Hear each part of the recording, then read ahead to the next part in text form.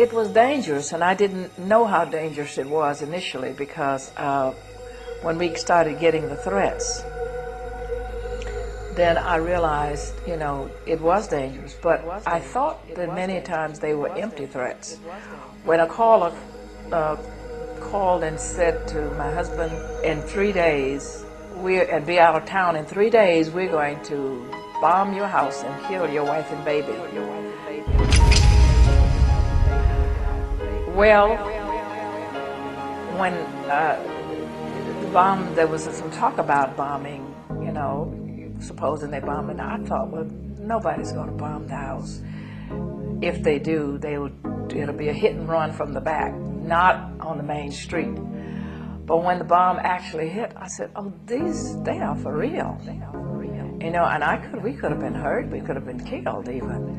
So, you know, that's when I realized how dangerous it was. And that's when I also had to realize that if I continued with my husband in the struggle, that I too could be killed.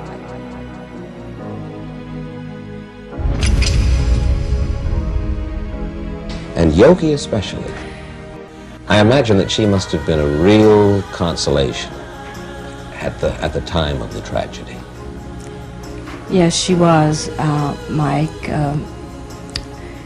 She was really so much of a consolation to me because of the way she accepted this with so much understanding and so much courage, and it was so reassuring to me.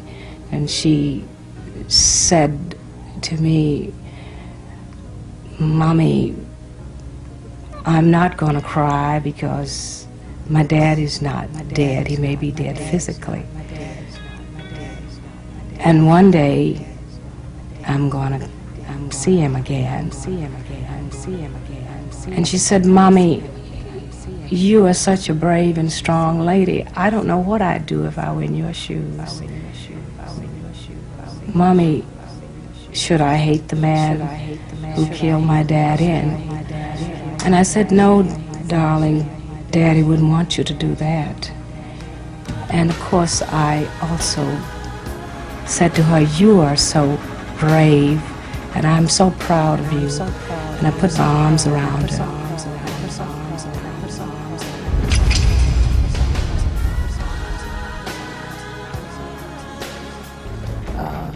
After my father was assassinated, spent the first years figuring out not what to do, but how to do it. And that was, she knew she wanted to carry on his legacy.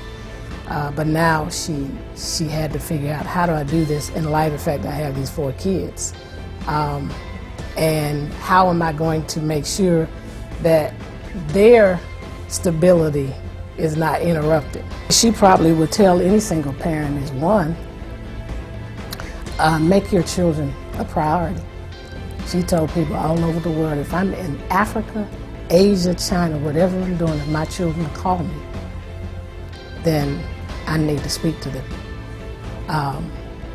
My children are first. My children are first. My children are first. My children are first. My children are first. My children are first.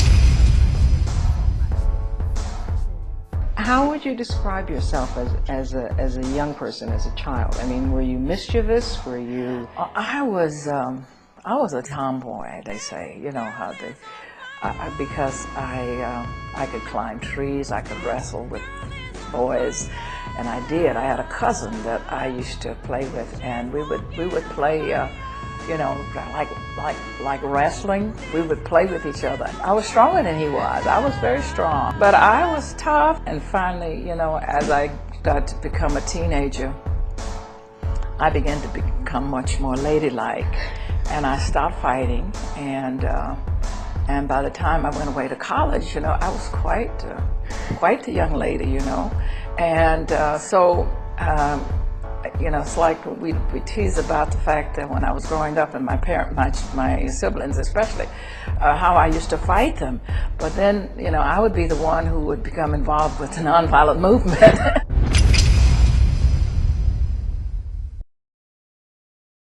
And come on out, Mrs. King.